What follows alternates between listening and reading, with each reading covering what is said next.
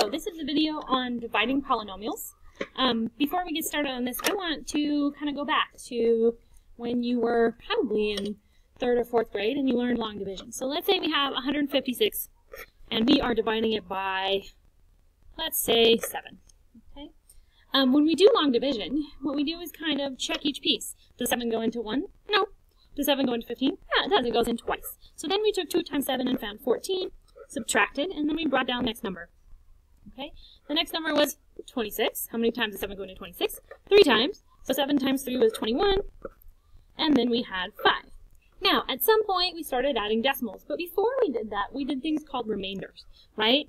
We said that 156 divided by 7 was 23, remainder of 5. Or we turned it into a fraction, which would be 23 and 5 sevenths, right? 5 was our remainder. 7 was what we were trying to split it into in the first place. Okay, so I want you to keep this in mind as we are doing our polynomial division. So let's say we have a problem like this. We are trying to divide this polynomial by this polynomial. Now, with the box method, that's how we've learned to multiply, right? And without the box method, we can kind of go back, but it doesn't necessarily mean it's going to go in perfectly. So why can't we just use long division with polynomials? And it turns out we totally can, okay? So I'm going to go ahead and do my long division bar, and underneath the long division, I'm going to put the thing that we are trying to divide into pieces. And on the outside, I'm going to put the thing that we are trying to divide with. Okay? Now, once I do this, it's exactly the same as your old method of long division. What did I multiply by 3x squared to get 9x cubed? Well, I multiplied the 3 by 3. X squared, I multiplied by another x to get x cubed. So, when I do that out, that gives me 9x cubed. And when I subtract that, that gives me negative 6, x squared. And let's deal with that next piece, okay? What did I multiply 3x squared to get negative 6x squared? Well, I multiplied 3 by negative 2 to get 6, and the x squareds were already there, so I didn't have to multiply by anything else. So that would give me 2 times 3 is negative 6, and then the x squared. Those subtract. Ooh, but I still have this 15x. If I look at this, right, 15x, the problem is that, well, I have this x squared here, and this is x. So we're pretty much at like a division part, right? And that doesn't work. That must be like a remainder. Oh, interesting. So this can't fit into this, which means this is my remainder. So let's go ahead and write our answer. This is 3x minus 2 with a remainder of 15x. Or we can write it as a fraction. 3x minus 2 plus 15x over 3x squared.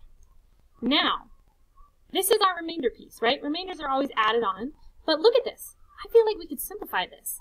In fact, this is an x to the 1 and an x squared, so we could simplify that to x to the negative 1, or x in the denominator, and then 15 divided by 3, which would just give me 5.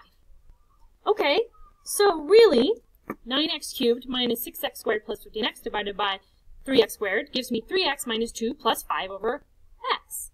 Okay, so now you can kind of see why we are doing this in this unit versus unit 4, is because our remainder is actually a rational expression, a rational function. Okay? Let's see another one of those.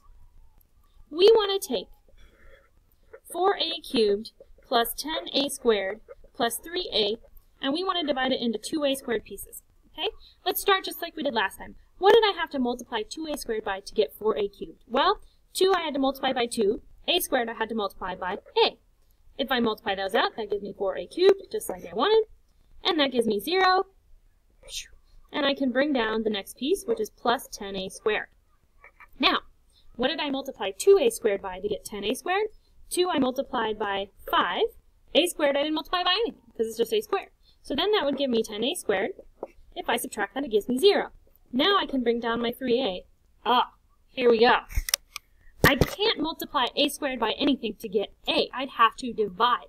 So that tells me, once I hit this division part, that means that this is my remainder.